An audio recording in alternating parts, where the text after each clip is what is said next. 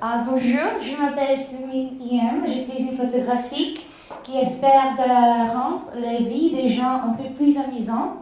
Et il y a beaucoup de gens très intéressants ici aujourd'hui. Et je suis très heureuse d'avoir la chance de parler avant vous. Okay, so despite the fact that my French is terrible, how many of you understood word by word what I just said? Okay, 1, 2, 3, okay. Okay, that's a little bit less than I had anticipated, so it's a little less embarrassing, so thank you. But you probably understood by the gist of, everything, the social context and my voice, that I was introducing myself and that I was pretty happy that you were all here. And for me, that's basically all there is to language, which is the topic for my talk today. It's basically language is a currency that people use to transfer messages from one person to another. And for me, the scope of language is a little bit different. I think it's a little bit wider. It's because when I was little, ever since I was like 6 months old, our family moved around from city to city every 3 years. So when I was born, I was in Seoul. And then 6 months later, I was suddenly in Morocco. And then 3 years later, I was in France, Australia, Morocco, Denmark, and now my parents are in Budapest. I actually remember the first day that I learned a language that was not my own, my mother tongue.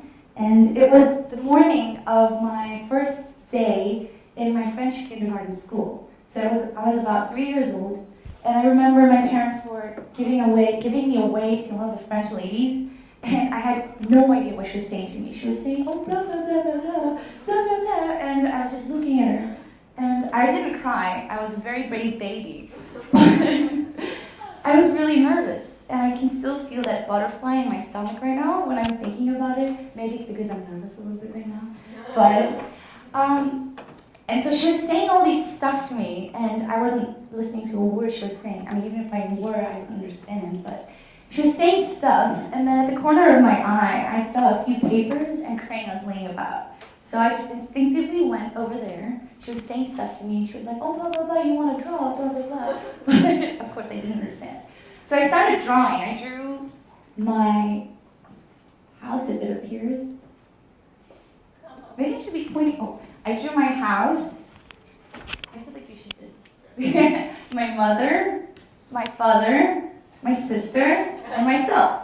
And the embarrassing thing is this is not the picture that I drew 3 years ago. This is actually the picture I drew 3 days ago to show you. Yeah, it's a little embarrassing, more than the French that I spoke. But, so yeah, this is the painting that I was drawing next to her, the French lady. And then she was there all along, and she spoke so many things. She was like, oh, blah, blah, blah, you're drawing really well, blah, blah, blah. Do you want to use the purple crayon?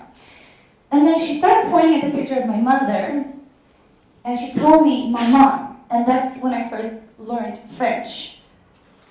And then I started drawing a lot. I started drawing horses, I started drawing apples and dogs, and all the time she would tell me, cheval, and then la pomme, and then le chien. So this is how I learned language. And for me, when I told you that the understanding of the scope of language for me was a little bit different, it means that for me, it's not just communicative tools such as English, Chinese, or French that's language. For me, everything constitutes as an expressive tool.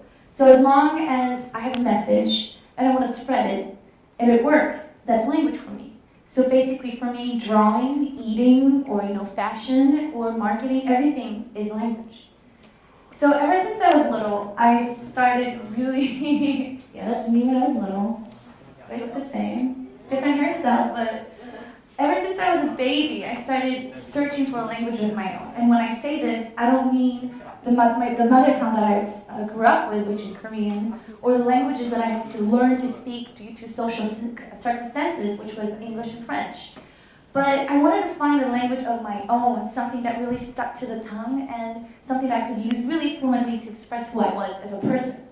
So I did a lot of things. I did some kind of weird cult-like dancing classes where they would play music and they would order you to dance like a butterfly. I mean, I've never been a butterfly, so I don't know how it feels like to be a butterfly, but that's what they told me, and then they were like, feel the wave. And we were in a classroom, so I don't know how to feel the wave, but that's what it was. And then I did basketball, even though I'm short, I did it, and I did a lot of internships, and I did a lot of languages, but all the time I tried to express a little bit of myself in these languages. But it was really hard. So for example, when I was doing basketball, they wouldn't really pass me the ball because I wasn't really good at it. But even if I didn't have the ball, I would be moving around everywhere. So I would be like here, and then I would be there. And then the great thing about that is, well, not the great thing, I was able to express myself really well because I'm that kind of person. I'm just really bubbly, and I have to be everywhere. I have to be moving constantly all the time. So I was expressing myself through basketball. But the thing is that it really tires you out fast. So I had to be pulled back to the bench like 3 times every half time. So I thought, okay, maybe basketball's not my language. So I gave that up. And then I went to college. That's also me. I can't believe that's me, you know? That was my picture for my administration. I had to look like that. Thank God I graduated. So yeah, my major was international studies. And there was a point when I had to give a presentation about the oil shock that led to the economic crisis, that led to the military conflict between nations. And of course, my bubbly self couldn't contain it. And I did something along the lines of, so there's so much oil over here, but they needed it over there. But they just wouldn't give it up. So you know what they did? They raised the price up really high. And then they got mad. So they started a war. That's how I did it, and my professor would just be like, you would have started a war if you were a diplomat right now. You should not be doing this. So yeah, honestly, I have to say that I tried a lot of languages, and I got to experience a lot of it, but I never really found my own language. But I was still trying hard. I was doing many, many things. I was doing 2 internships one summer. I was learning Chinese for school. And then I was doing musicals. I was doing all sorts of things. But I was trying really hard. I was trying a little too hard that I worn myself out. And I started giving up. I started thinking, out of all these billions of languages that exist in the world that other people seem to be doing so great at, maybe what if there isn't a language for me? What was it that I was trying to express anyway? And then that led to the kind of juvenile but necessary question of, why do I even exist? So I was through about 3 years of college life, and then that's when my identity crisis came. And I decided to go on an exchange student, kind of like an escape. So I decided that when I go to Atlanta, Georgia, which was where my school was at, I would do absolutely nothing new or useful. Because for the 22 years of my life, I've been trying to learn different languages and trying to figure myself out. So I took 4 major courses, which if I didn't get an F, I would get a pass grade. And then I took 1 course, and it was a darkroom course. It was a film photography course that didn't teach you how to take pictures, but basically to develop film. And I thought, wow, what a completely useless thing to do. Who uses film nowadays anyway? I heard Kodak was, going to stop producing film sometime. Anyway, so, it would help me get a job at absolutely nowhere. So perfect, I should do it, let's do this. So I did it. And the thing is, I was very arrogant. I was like, oh, stupid class, such an analog way of living, such hipsters. And I went there, and it was a tremendous experience. It was almost off campus, the darkroom, because it's so completely useless that the school didn't stop giving funding to the darkroom. So they had to move to a really cheap building. And then the first thing that my professor said to us in class was, okay, it's so nice to meet you, but you are my last students. The school decided to get rid of darkroom class. That's how useless it was.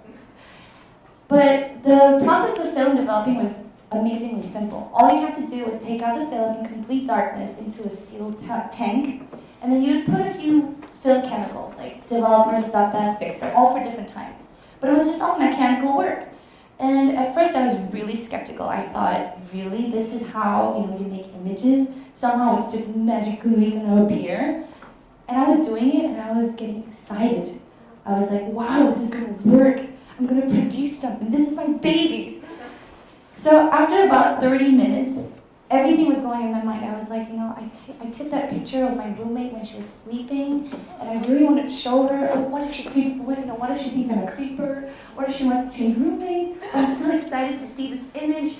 I was getting really worked up for it. And so I took the top off, and I got my film out, and it was completely blank.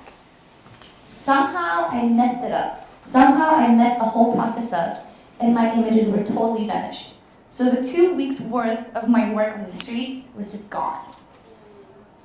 But I loved it.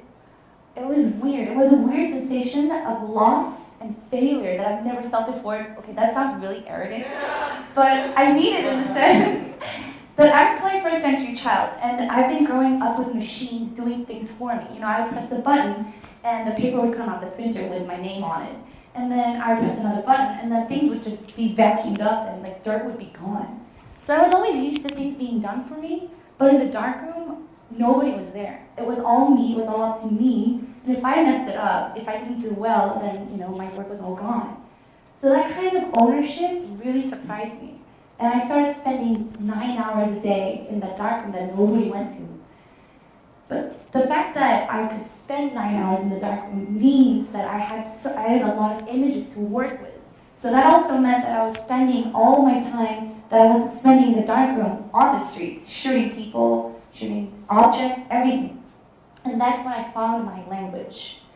So I told you that when I was playing basketball, I was around so many places that it tired me out. Well, apparently that was a good thing in street photography, because at one point you would have to be taking a picture of a guy, sleeping under the sun under his newspaper, and then the next second you would have to be taking pictures of people smoking with such serious faces.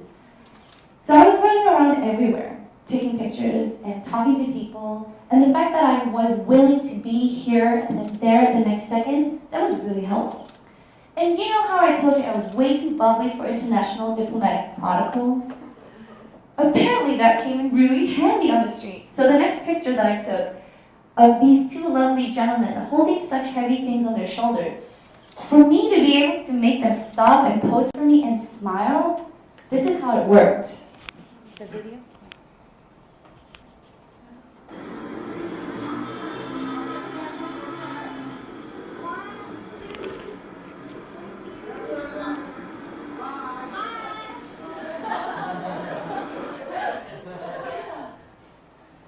So basically, my bubbliness really paid off on the streets, And now I would like to tell my professor that, no, I would not be starting a war on the streets, at least.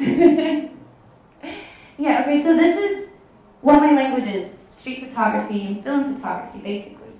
And so now I found the love of my life, my language, my better half.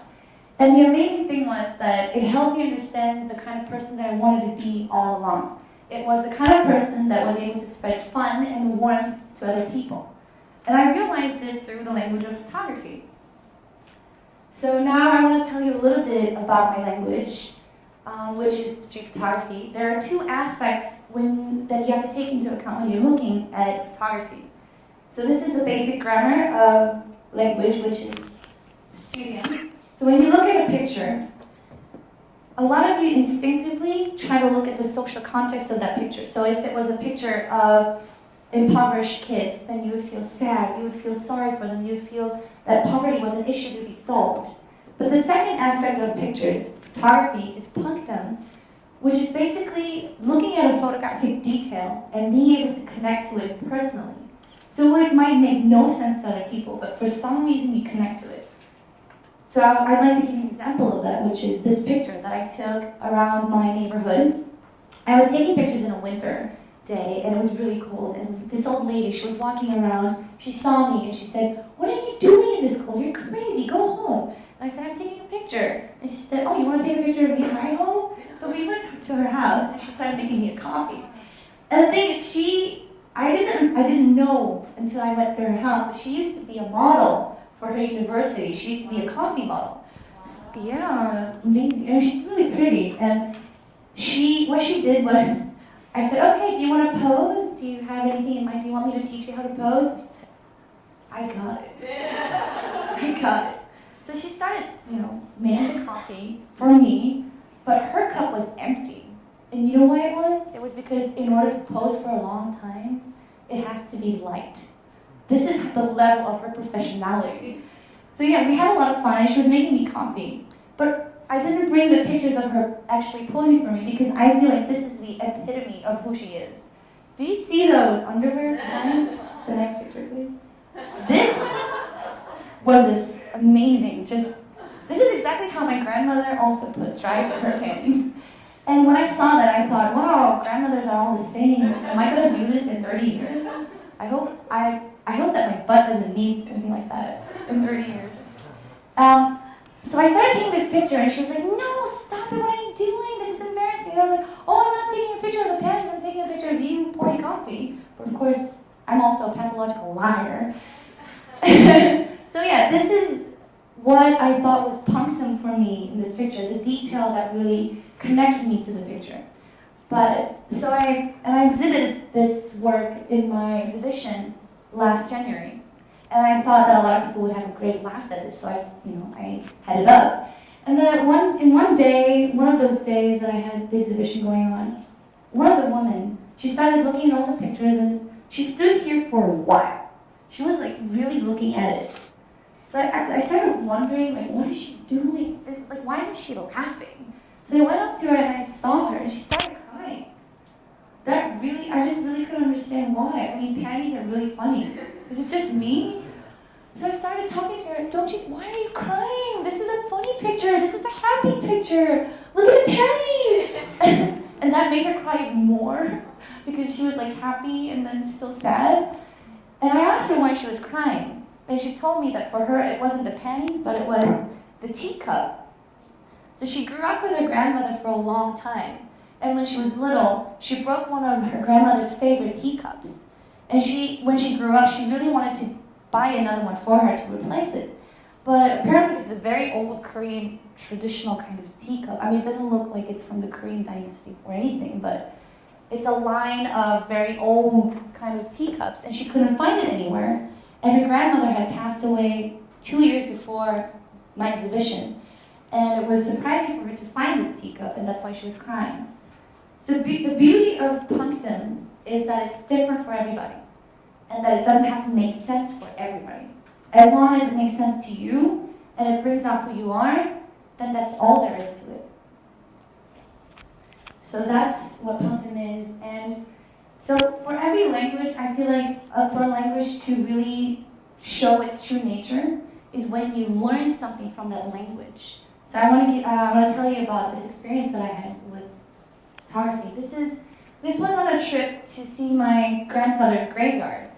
I remember the first time and the last time that I went there was when I was 7 years old, and I was living in Korea for a really short amount of time. And our family and the cousins that I had never met before, the first thing that we did when we came back to Korea was visit my grandfather's grave.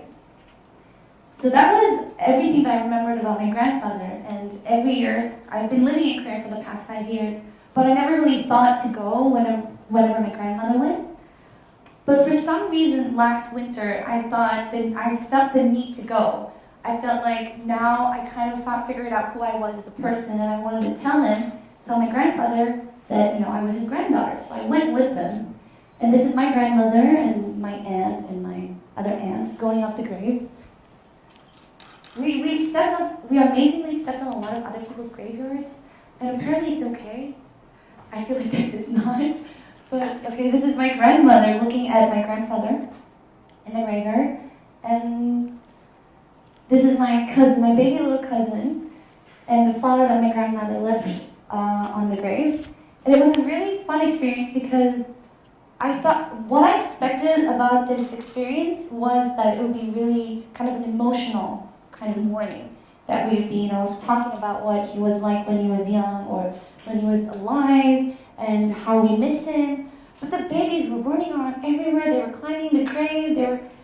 I have another cousin. He's a little boy, and he started, shooting with his BB gun at the grave.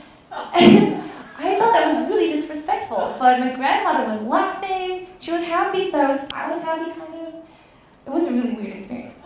So yeah, this is us going down.